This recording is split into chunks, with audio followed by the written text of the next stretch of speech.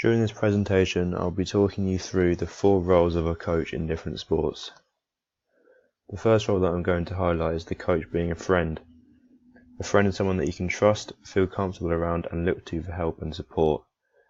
Being a performer, having a coach as a friend is, in my opinion, is crucial to success and overall enjoyment in sport. Not only does having a coach as a friend increase enjoyment in that certain sport, but from my experience, it also helps improvement massively.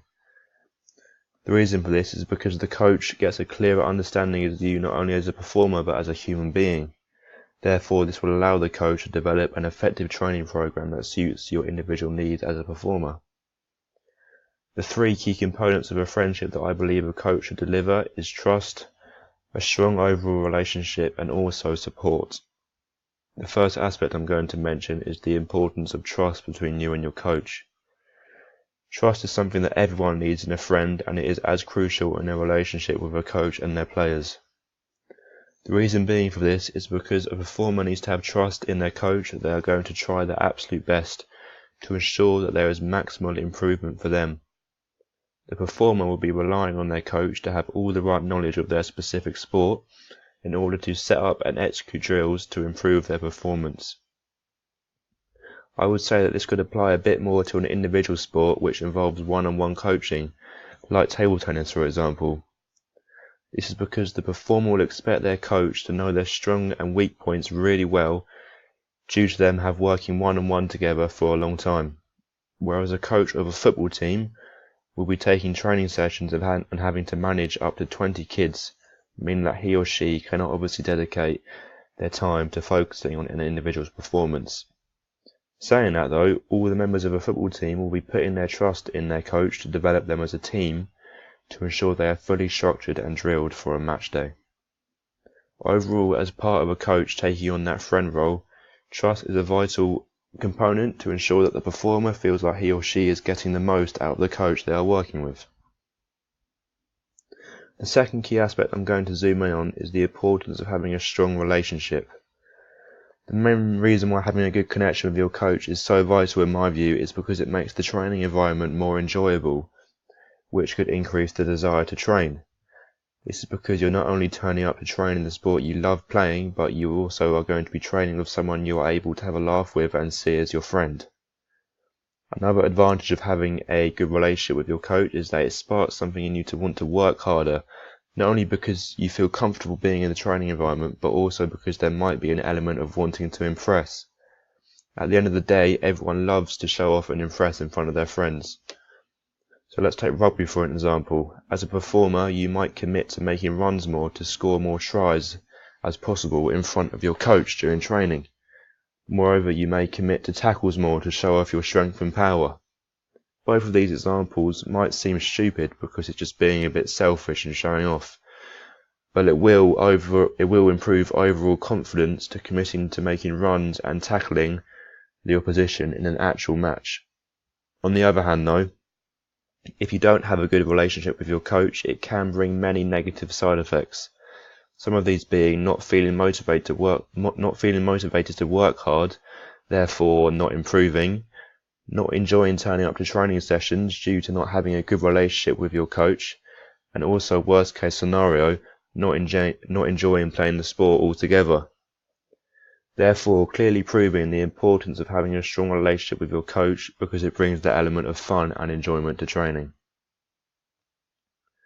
The final component of friendship which I feel is crucial in sport is support. A huge element of having a coach as a friend is that they support you through your relationship. In sport, you encounter many ups and downs physically and mentally, so you need a coach that will support you and work with you through everything. Especially in a sport like tennis for example, because of the continuous change of form you experience, how technically demanding it is and also really physically demanding on your body. For example, after playing a 3-hour match which you lost 7-6 in the final set, this is when you need a coach to support you and sit down with you and go over the match with you, picking out the positives, not just focusing on the fact that you lost and it's not good enough. As well as that, having a coach that is supportive by coming to tournaments with you, cheering you on, helping you to warm up and make you feel motivated and ready is really important. Feeling support from your coach is really reassuring as an athlete because you know that there is someone there to support you through any difficulties you are facing in the specific sport. Moreover, if a coach is supportive of an athlete, you could feel comfortable to share some personal issues with them.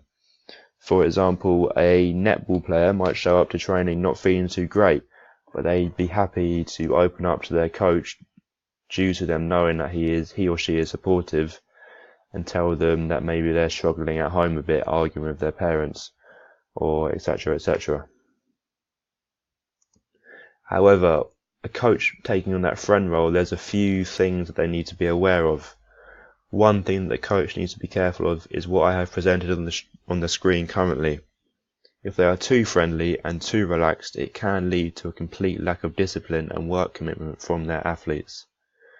The reason for this is because the athletes might get overused to their coach being too sociable, so they might start to see training as a chance to have a social session, mess around and not knuckle down and work hard. Additionally, it might make it harder for the coach to have a change of face, deliver criticism and come across more disciplined because the athletes might not take it seriously. Moreover, they might potentially not take it very well and have a negative reaction to being criticised due to feeling overly relaxed and confident around their coach. Therefore, to avoid this situation, the coach could set some boundaries at the start of their relationship, making it clear that they'll be up for having a laugh, but the most important thing is the improvement and success of the performer. Secondly, coaches need to understand and recognise how far they should take friendship with their athletes, depending on a few aspects, these being age and also gender. For example, if a male swimming coach was to become really close friends with his under-7s girl group, this could obviously be viewed as really unethical. This is especially due to how much physical hands-on contact there is in beginner swimming to help support the swimmers and also to manually guide them. The second role of a coach is being a role model to their athletes. A role model is someone that people look up to and aspire to be like.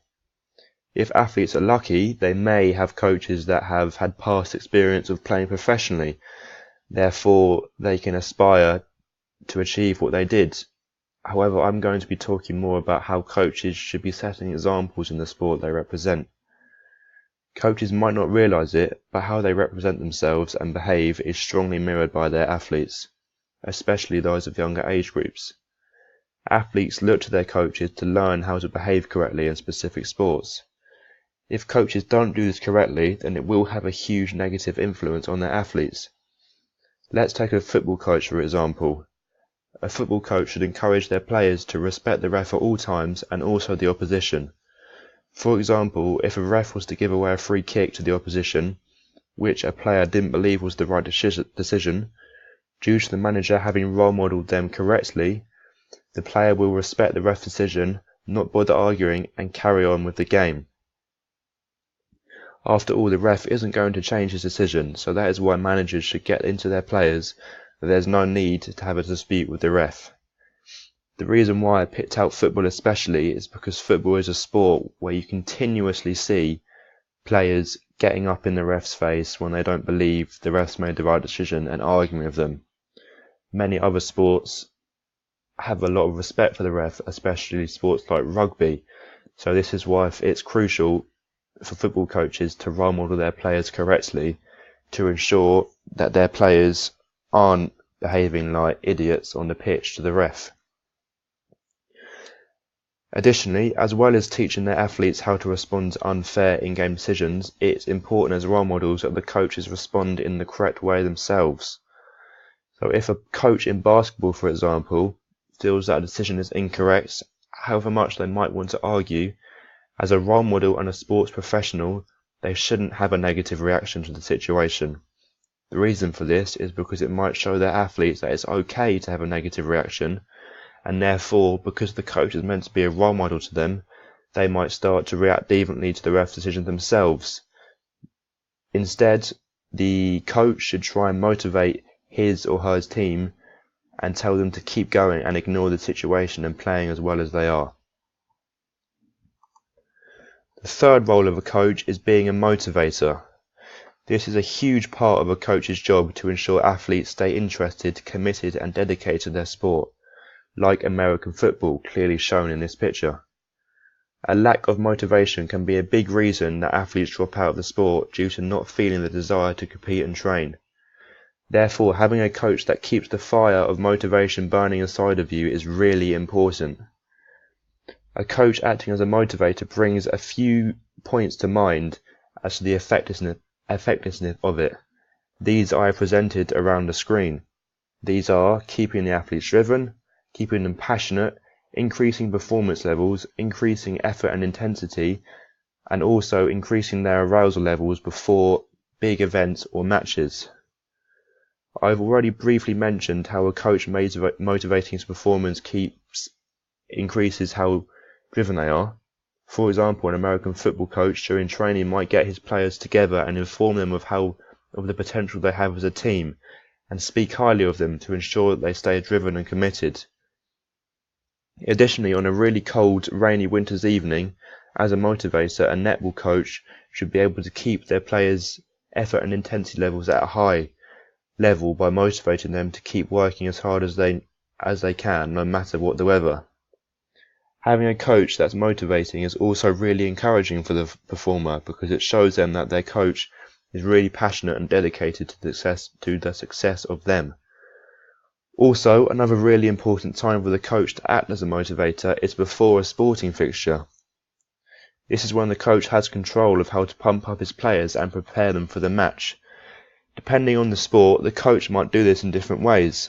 For example, in sports that require high arousal levels, like rugby and American football, a coach might be really loud and punctual before the match.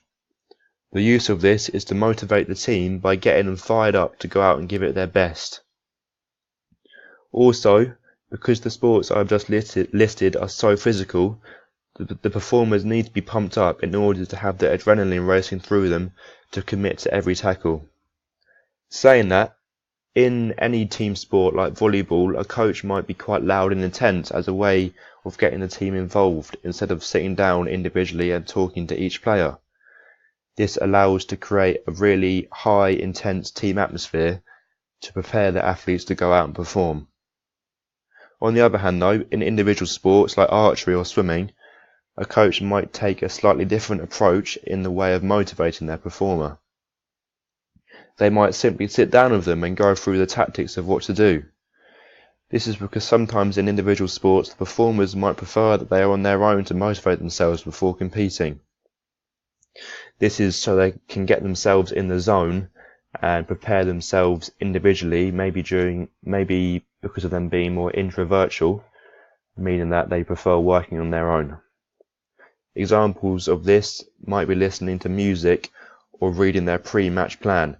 However, it is still important that the coach makes some kind of motivational impact on their players, even if it is, just like I said, going through tactics to prepare them mentally. The fourth and final role of a coach is a trainer. Having a profession in coaching a sport like athletics, for example, a coach should be fully aware and educated in the physical demands athletics brings on athletes. Being an athletics coach obviously means that you are teaching multiple different events like javelin, long jump, the 100 and 200 meter sprint, hammer throw, etc., etc. Because of this, coaches need to have a strong knowledge of the physical demands of each event. For example, a 1,500 meter runner would obviously have a completely different training program than a hammer thrower, due to them requiring completely different skills, and also due to each event having different effects on the human body. In all sports, it is crucial that coaches are aware of the physical toll that a certain sport has on a performer.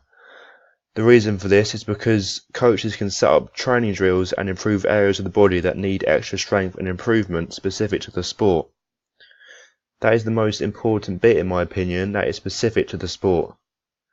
It's no good a tennis coach saying to their players, you need to go to the gym and do weights. I'm not saying that tennis players shouldn't do weights, of course they should. But a good coach as a trainer in tennis will be able to spot the weaker areas in their athletes and then send them to the gym with exercises to improve the particular area of their body that needs